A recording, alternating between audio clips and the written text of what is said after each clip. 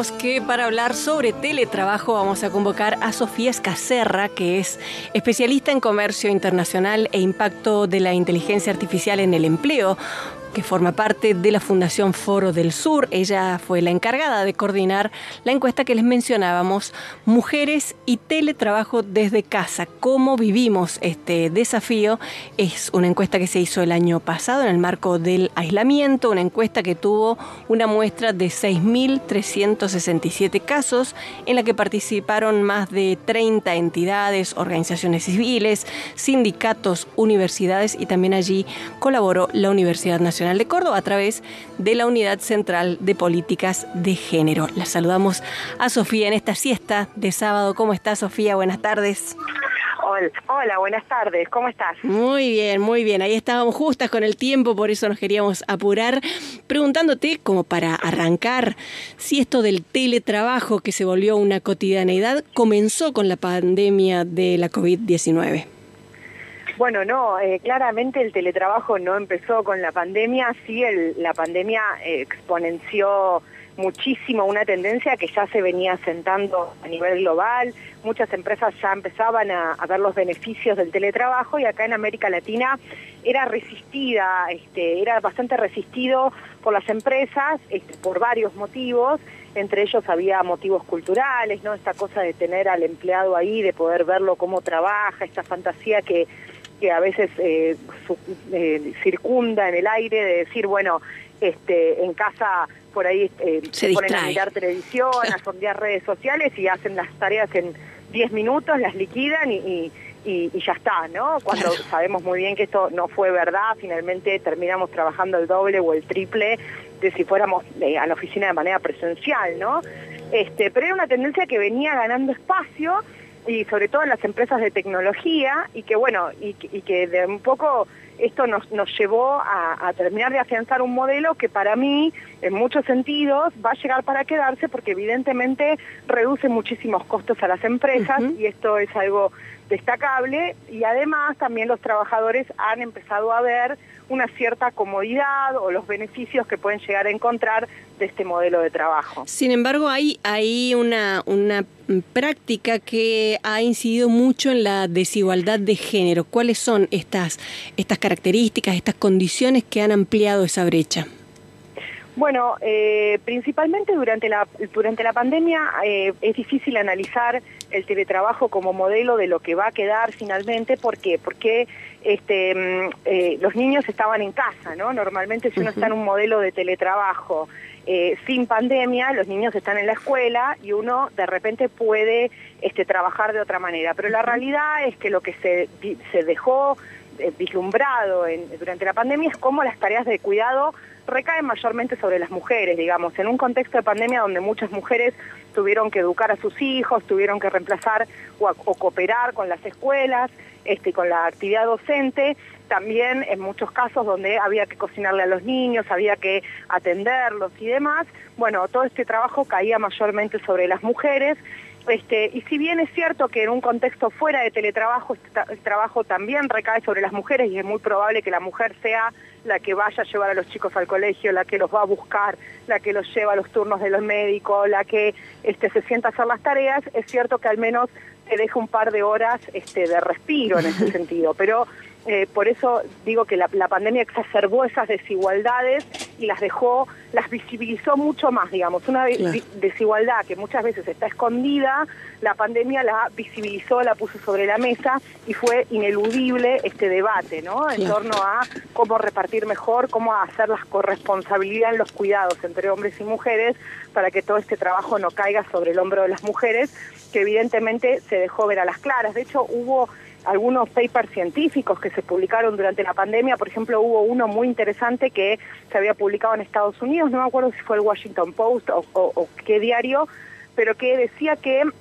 los documentos científicos de mujeres cayeron drásticamente durante el año pasado, y aumentaron muchísimo los documentos científicos presentados por hombres. Eso muestra que mientras ellos tuvieron muchísimo más tiempo para investigar y trabajar, nosotras realmente tuvimos que relegar nuestra carrera para poder atender los quehaceres domésticos. Ay, vamos y esto a buscar, es lo que no puede seguir pasando. Vamos a buscar ese informe, vamos a buscarlo.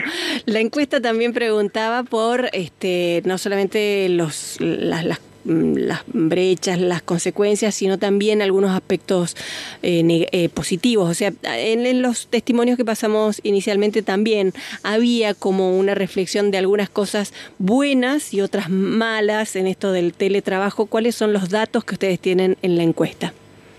Bueno, en la encuesta se vio claramente cómo muchas mujeres realmente dicen que es mucho más cómodo estar en casa, cómo pueden organizarse mejor la jornada respecto a los cuidados, cómo esto les permite estar cerca de la familia y por ende atender mucho mejor las necesidades sin tener que recurrir a terceros, andar pidiendo favores y demás. Esto evidentemente es mucho más cómodo. Sin embargo, esto hay que resaltarlo, en un 84% de las encuestadas decían que preferían un modelo de teletrabajo a un modelo presencial, pero de ese 84%, más del 50% dijo que ellas preferían un modelo de teletrabajo mixto, ¿no? Entonces, ahí es donde se ve que si bien el teletrabajo nos sirve y está buenísimo, y nos resuelve algunos inconvenientes que podemos llegar a tener, dado que todavía el debate por la corresponsabilidad de los cuidados no está saldado y no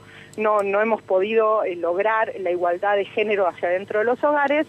Evidentemente, sí, las mujeres siguen apreciando también poder salir de la casa, poder ir a un lugar de trabajo, encontrarse con sus compañeros de trabajo, tener una infraestructura determinada, tener momentos de paz donde poder trabajar, y en ese sentido sí lo que dejó ver el documento es cómo un modelo mixto se va afianzando como un modelo más asequible, más plausible para las mujeres en un contexto de vuelta a las oficinas, ¿no? Donde haya algunos días a la semana en la oficina y algunos días de la semana teletrabajando desde casa, con los beneficios de la comodidad y de la organización de las tareas que esto puede llegar a traer. Seguramente también estas ventajas y desventajas estarán asociadas a la disponibilidad de equipamientos tecnológicos, a la formación incluso, ¿no?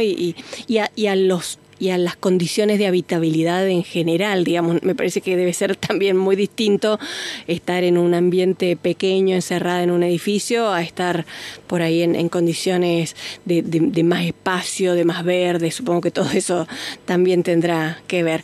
Yo para ir cerrando, así no te tomamos mucho tiempo. Sabemos que hay un cumpleaños ahí esperándonos, así que estos compromisos con los niños y niñas son para nosotras prioritarios. Así que la última pregunta sería, ya que estamos pensando y arrancaste un poco diciendo esto de que el teletrabajo llega ya para quedarse, ¿cuáles serían las medidas que habría que implementar para que estas brechas de género se pudieran achicar en vez de profundizar?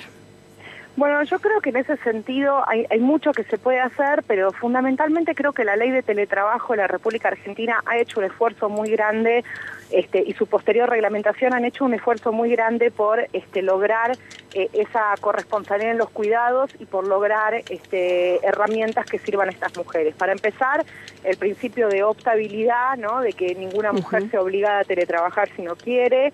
El principio de reversibilidad, que para mí es feminismo en estado puro, porque si no lo que va a terminar ocurriendo es que muchas trabajadoras por ahí opten por un modelo de teletrabajo porque van a ser madres y entonces imaginan que así pueden estirar su licencia por maternidad quedándose con su niño en casa un tiempo más prolongado, y después, si no hay un principio de reversibilidad, se les cierra la puerta a poder volver a regresar a la oficina en caso de que así lo requieran, ¿no? Sería como la excusa para meter a las mujeres en la casa nuevamente a que se hagan cargo de la familia, y el principio de reversibilidad nos deja la puerta abierta para que esto no suceda. Y después, fundamentalmente, este tema de poder elegir los horarios de trabajo, de poder... la ley dice claramente que aquellos que tienen niños en edad escolar, menores de 13 años o personas con discapacidad o mayores a cargo, pueden elegir sus horarios de trabajo siempre y cuando cumplan con los horarios pautados de la jornada de trabajo, digamos las 8 horas de trabajo. Pueden elegir cortar al mediodía, hacerse cargo, Y la reglamentación agregó a eso que las empresas deben velar para que ese derecho no se lo pidan únicamente las mujeres, se lo pidan mujeres y hombres por igual. Con lo cual hay elementos para empezar a cooperar en una distribución más equitativa de tareas dentro del hogar y para que este modelo de teletrabajo no termine significando encerrar a las mujeres en su casa, hacerse cargo de los niños y trabajar como puedan en los horarios libres, que es lo que en definitiva no queremos que se transforme. Obviamente hay mucho más para hacer, me parece que desde los sindicatos hay muchísimo trabajo más para hacer, desde la política pública, desde las familias, desde el feminismo, desde las organizaciones sociales, creando mayor conciencia, mayor corresponsabilidad de los cuidados y evidentemente también cooperando una infraestructura más federal, donde las familias puedan tener mejores condiciones de trabajo, aún en los lugares más recónditos de la Argentina, donde en muchos casos también la tierra es más barata, con lo cual se puede tener acceso a a viviendas más grandes, más espaciosas, y no tener que vivir en un departamento monoambiente en la ciudad de Buenos Aires o en alguna ciudad del interior como Córdoba y demás, sino poder vivir en el exterior y poder teletrabajar en el exterior de la ciudad, quiero decir, afuera, y poder teletrabajar cooperando a que también las familias tengan una calidad de vida distinta, ¿no? Entonces me parece que son todas medidas que se pueden tomar, pero que la ley contribuye de alguna manera a que estas herramientas empiecen a estar en funcionamiento en pos de lograr la igualdad de las mujeres, que obviamente una ley de teletrabajo no va a resolver los problemas, porque los problemas son transversales a toda la sociedad y tienen que ver con la falta de discusión y de debate respecto a la corresponsabilidad de los cuidados, que es el gran elemento de desigualdad que tenemos entre hombres y mujeres. Y apropiarnos de esas herramientas, lo de la conectividad me parece que también, ¿no?, hay que sumarle, porque las que estamos muchas veces fuera de las ciudades es elegir entre una buena conectividad y una vida saludable, así que bueno, hay mucho para que sigamos hablando. Sofía, te vamos a liberar por ahora, agradeciéndote este ratito con Mujeres que Mueven el Mundo. Hablábamos con Sofía Escacerra, que es integrante de la Fundación Foro del Sur, y vamos a estar compartiéndoles en nuestras redes la encuesta que nos facilitaron y que es sumamente interesante. Te agradecemos muchísimo, Sofía, por este ratito. No, de nada, muchas gracias y que tengan una hermosa tarde. Igualmente.